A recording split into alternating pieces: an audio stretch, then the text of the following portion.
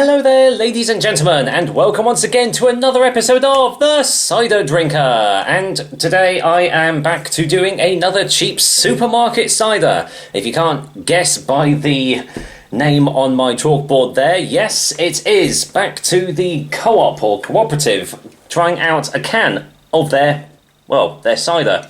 Now, those eagle-eyed of you will know that I've already done a co-op cider in a pint glass bottle. Well, the reason I'm doing this one is because it is actually slightly different from the bottled version, which is weird. I know for a fact that the bottled version is produced by Bulmers, but I don't actually know who produces this cider, because you can also get it in, the big 2-litre plastic bottles as well. And when you actually look at the ingredients, because it does have some on the back, there is some slight differences in it. So, as I've already said, you get it in 2-litre bottles and these 440ml cans in a 4-pack. And this one comes in at 5% ABV, whereas the bottle one comes in at 4.5. So the strength is slightly different there as well. It says, a premium quality cider. Wow, there you go, buzzwords straight away there. Made using the best apples to give a distinctive full flavour and aroma. This cider can be enjoyed as it is or served chilled over ice for additional refreshment. Great with a Sunday roast pork, crackling and homemade apple sauce. Okay, yeah, now, the ingredients.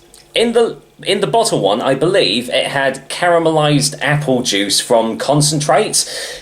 This one doesn't. It has water, apple juice from concentrate, glucose syrup, so sugar, glucose fructose syrup, so more sugar, acid, antioxidant, burnt sugar, and preservatives, which is sulfites. Yeah, burnt sugar, which the bottle one didn't have, so interesting. And apparently per half a can is 86 calories, so there we go. Typical values per 100 mils, 39 calories per 100. That's basically it. Do not drink and drive, play sport or operate machinery. It's illegal to sell alcohol to under 18-year-olds. Well, there we go. And apparently this can is 2 servings. Who's going to have 2 servings of this from a can? I really don't know. So there we go. Let's get this out and get it poured into a glass and just see what the difference is, really, if there is any. So if anyone knows who actually produces this cider for the co-op, drop me a line, because I can smell it already. But yeah, drop me a line, because I'll be interested to find out. So, colour is what you would pretty much expect from this type of cider. Heavily carbonated, as you can see, completely clear, and yeah, it looks. It looks a little pissy, like yellowy, with a greeny sort of tinge to it. Really, yeah, sort of looks like a typical cheap cider. Actually, it sort of looks more like a shandy, doesn't it? So, what does it smell like?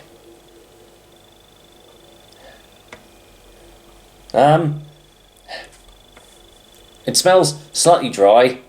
It definitely got a chemically hue to it. Slight hint of the sulfites coming through on that as well. By the way, before I even get to the tasting, I said this is a cheap cider. I managed to get 4 cans for basically 40 pence a can. I got it for £2 for 4 cans. Now, admittedly, it was reduced as a damaged pack, but the full price for 4 packs is £2.50. So at the most, you'll be spending 50 pence for 4, per can. So definitely a very, very cheap cider we have here, and to be fair, it does smell cheap as well. Although I would imagine that if you're going to buy this, you're not going to buy it for the smell or the taste. You're either going to just drink it to get drunk, or buy it to put into cooking or something. So, speaking of the taste, let's find out, shall we? Cheers, everyone, and here's to Co-op's cider in a can. Cheers.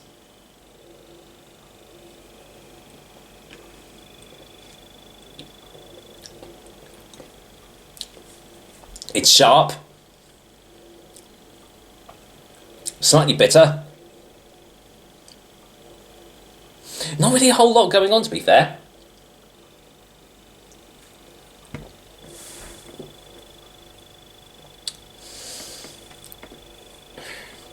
It's sort of one of those nothing ciders, really. I will say, it's better than the bottled one.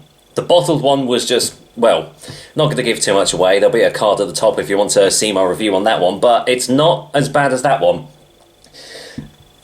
It's okay. I can imagine this sort of cider will eventually, if I had a few cans, I can see it like playing havoc with my stomach, really. But for just the one, it's all right.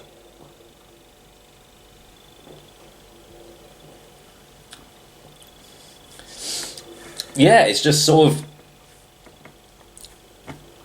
yeah, sort of a little bit lost for words, really, because well, there's not really a lot you can really say about this sort of thing. It's pretty tasteless. You've got a slight dry tartness to begin with.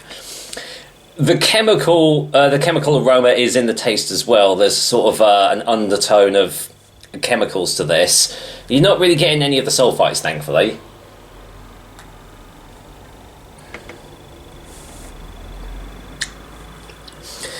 This is the sort of cider that you would mix to make a snake bite with, you know, adding blackcurrant juice to it or something.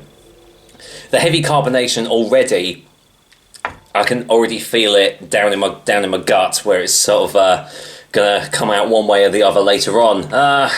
Yeah, it's inoffensive enough. The tastes aren't horrible, I'll say that. But apart from that, there's really not a lot else going on in this thing. So it's just one of those meh sort of drinks. Let's get a final taste before a final verdict.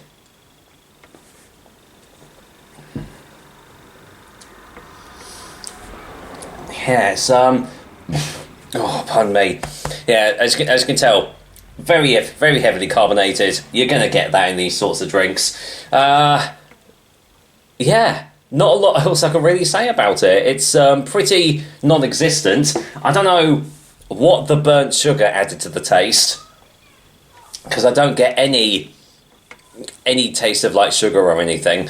You do obviously get, I mean, because there's glucose fructose syrup and glucose syrup added to this, so yes, you are getting the thick, syrupy cloying at the back of the throat that you do get with these really syrupy, sugar-infested ciders. But, you know, for basically 50p a can, it's okay.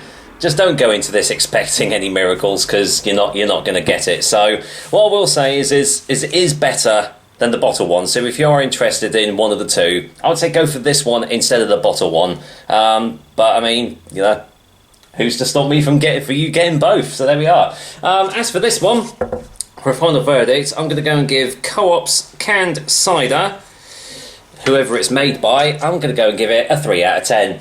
It's just, it is what it is, really.